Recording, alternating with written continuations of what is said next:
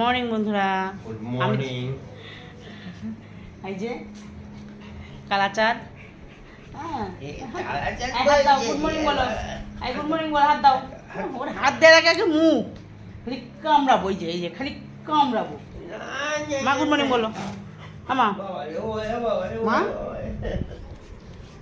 Good morning বলো। মা আমা দেখো সবাইকে বলো গুড মর্নিং। মা এই যে হাত হাত হ্যাঁ, এটা হাম্পি দিই। সকালবেলা তো মাকে হাম্পি না দিলে ভালো লাগে। এত হাম্পি।